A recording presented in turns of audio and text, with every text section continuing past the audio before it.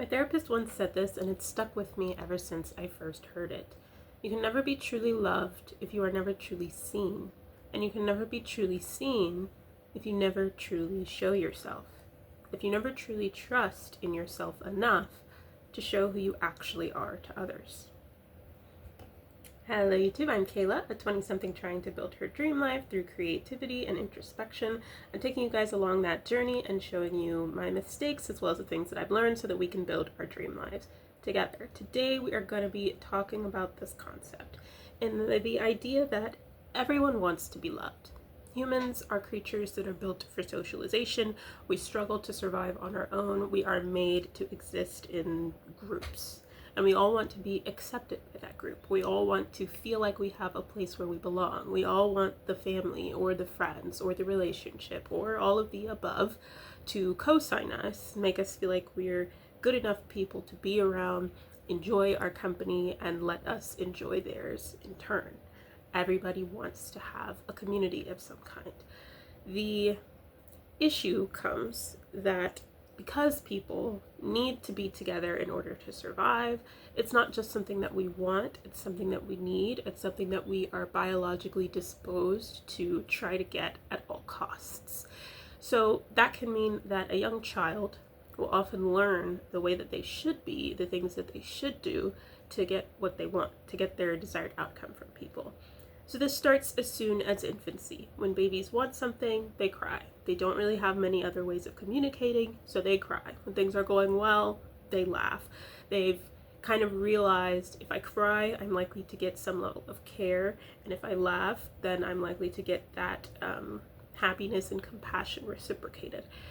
They obviously don't have the language to come up with that in their heads, but that's where the thinking comes. And that thinking continues to evolve as you grow, right? Crying, for example. As you get older, your parents will start to discourage it. They'll start to tell you to be a big girl or a big boy, a big kid. They'll not really respond to your tantrums in the same way that they did when you were a baby and you had no other way of communicating. They will kind of not really give you all of the compassion that you're looking for every single time that you cry. And so you stop crying, you start communicating, you start saying what you want, you start to develop the self-control that you need to not cry all the time, to not fall into a tantrum every time something doesn't go your way. And eventually you make it to adulthood where it is very rare to cry. And an adult's response to crying is often to apologize for doing so because you've been socialized over the years to learn that that is not the most effective way to get what you want, and it doesn't always make you look good. Right? Crying is like the example that carries through life, but within childhood we learn all kinds of social skills. We learn all kinds of ways that we are supposed to be in order to get the people around us to like us. And we end up creating these sorts of alternate personalities, these sorts of masks, these sorts of ways of being that we only are around others, around certain groups, right? This can come from code switching. If you're somebody who looks like me, maybe you have experience with that. This can also just come from like a lighter version of code switching where you're just behaving differently depending on who you're talking to. You wouldn't say the same thing to your mom that you would say to your best friend, and you maybe wouldn't say the same thing that you would say to your best friend to like an associate who you talk to on occasion. You're kind of filtering in what parts of yourself to give someone, and you kind of begin on a very basic, acceptable, keen, even level of like, you're showing your personality, but a very socially acceptable segment of it. And as you get to know people and as you feel comfortable and safe with them, you show them more and more and more and more of this total pie that makes up who you are. But there's still always this sense of going into things feeling like you can't be who you are. You can't just say whatever you want to say in a moment. You can't just act however you want to act in a moment and trust or expect that people are going to like that and take that on. I was thinking about this last night from the sense of like, who is the real me? Who is the me that I've been hiding? And I can't really find an answer to that question because say I'm alone. Say it's just me in my room. One thing I tend to do is pace around the room and talk to myself. I will enact a scenario with myself. If I was watching a show that was really interesting, I will think about like where the show left off and just kind of carry on that story in my own imagination. I will have like a YouTube practice with myself. I will discuss, the latest learning. I'll talk to myself. But I know how socialization works, and I know that you're going to get looked at a little weird if you're in a group of people and you just start pacing around and talking to yourself. So I start to think like, who is the real me? Is it the me that is walking around talking to myself? Or is it the me that understands social constructs enough to know that if I'm around other people, I shouldn't do that? Which one counts as the authentic Kayla? Which one is the one that I'm supposed to show to the world?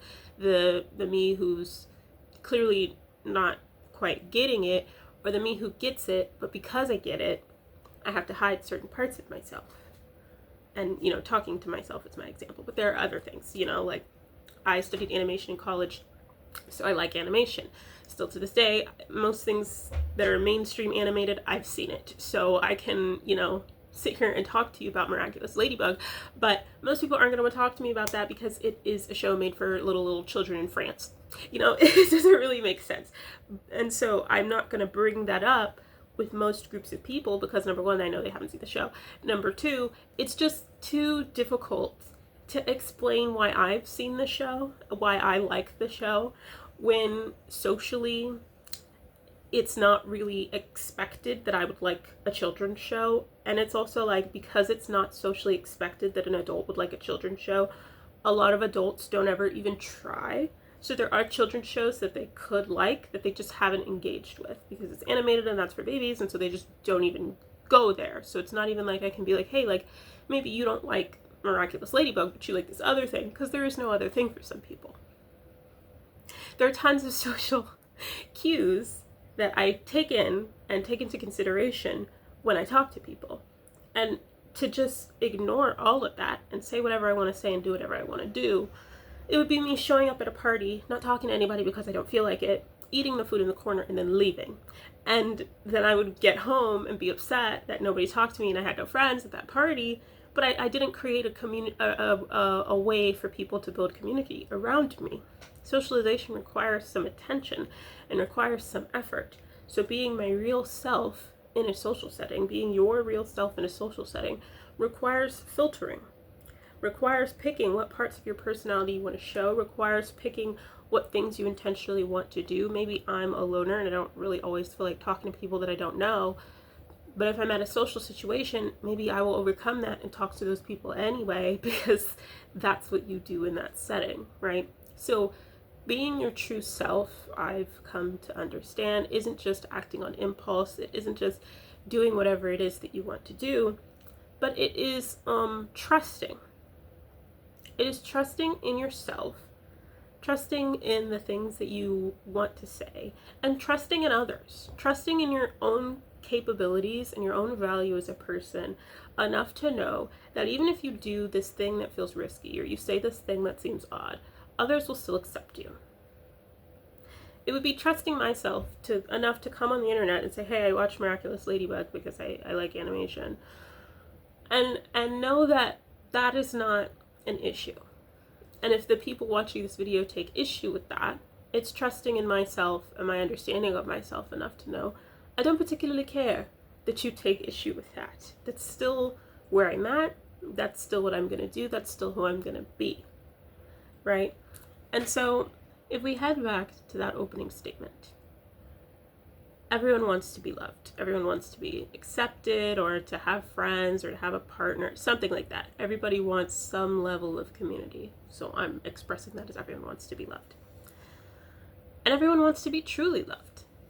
Not just loved for how they look or, just because, I love you because you're my daughter. You want to be loved because people actually care for you, right?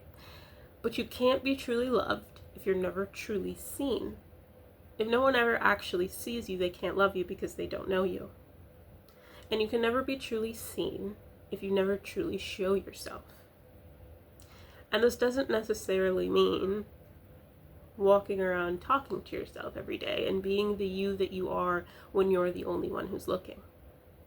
It means trusting in all of the little pieces of the pie that make up you, trusting in those pieces, trusting in yourself, trusting in your ability to find like-minded people, trusting in the fact that you have value as a person and that you can be accepted by someone or some people or in some place. There is a place for you, and genuinely believing that and genuinely trusting in that allows those pieces of the pie that you hold back for way too long, or those pieces of the pie that you never quite let out.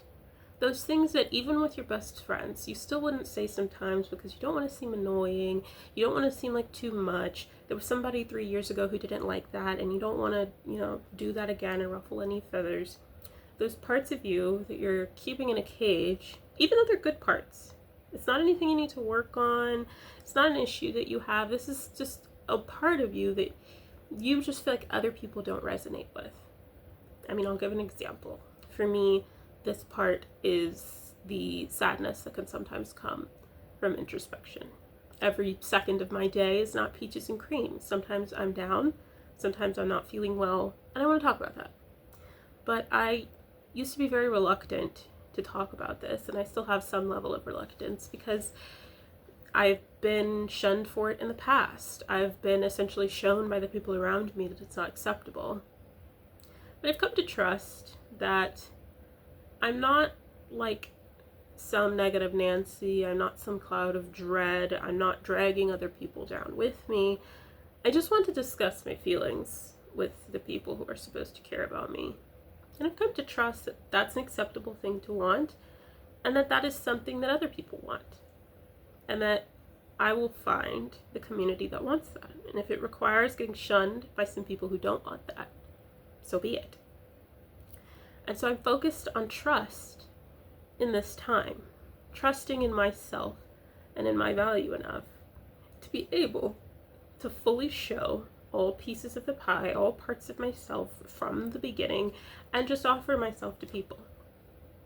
And those who want to accept it will accept it. And I'll find the community that is fine-tuned to be interested in and to love and to enjoy engaging with me exactly as I am.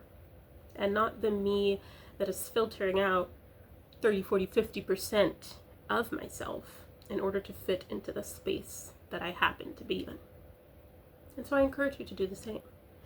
You can never be truly loved if you're not truly seen, if you're not truly showing yourself, and you're never going to want to truly show yourself if you don't trust that anyone out there will want to see it. Trusting in yourself and trusting in your likability, your capabilities, is truly just from within you. It just comes from the brain. Your brain is making this shit up. It just decides, people aren't going to like me based off one or two experiences. That doesn't make it true. So it's truly just deciding, you know what, brain, I understand why you think I can't do that, but it's something that I want, it's something that I care about, it's something I want to be able to express. So I'm going to express it, and I'm going to keep expressing it until I find somebody who likes that I'm expressing it. And that's just how we're going to play this game. And in picking that for yourself, you open up a lot of doors to be able to have a lot more authentic communication and a lot more wholesome and caring and loving communities around you. So trusting yourself is really key to building your dream life. This one was short. My videos are going to be short for a while, just little forays into different concepts. So if you like this one, check out another one. I'm going to be uploading a lot more because the videos are so short. And I want to thank you guys for watching. I'll see y'all next time where we continue to build our dream lives, get through our 20s. I'm already 27, so I've only got a couple more years left. But get through 20s and create a reality that suits us. I'll see you guys later. Bye.